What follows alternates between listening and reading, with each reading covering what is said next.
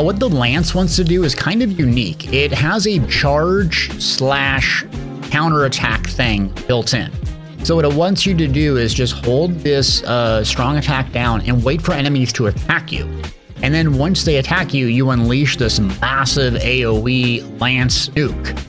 And so you'll get this endure pop-up, and the longer you hold it, the more damage you'll do. I think it's 2 levels. You'll hear a beep and see your character kind of flash red. And then you're going to unload and just nuke things down. It also has the built-in hold block and then hold the F key to launch enemies up in the air. Essentially, it's just a more powerful spear that has a counterattack built in and has upgraded launching capabilities. It doesn't have as much mobility as a staff, but it's pretty good. It's balanced, great combos.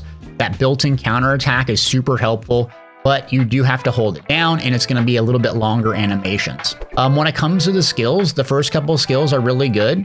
So Spirit Wave is going to do a frontal, a bit of damage. This is kind of what I use for officers early on. And then Skirmisher Strike also is frontal damage. And then you're going to get Crushing Earth Gambit, and that's going to be big AoE. But you can see the animation is a bit longer on this one. So you have to be careful, and it's also going to shoot out in front of you. So you got to make sure that the officer or your target is getting nuked right where you want them to be. And then it'll keep raining down debris over time. So it's a really good one-on-one skill to use. Vengeful Stormquake, you'll unlock a little bit later.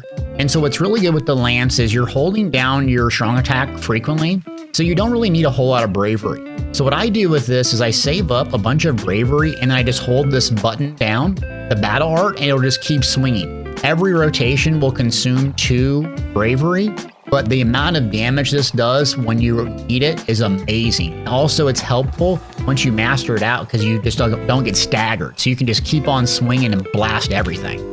Also, this doesn't have like an OP, super powerful, high-cost battle art skill. Just so you know, there are ones that you can get in the individual skill trees. So a couple of high-cost ones that you can get access to. This Ice Lawn, I think is what it's called, is a huge shockwave, super long, massive 8 cost, and it can stop and interrupt attacks. I don't personally like this one.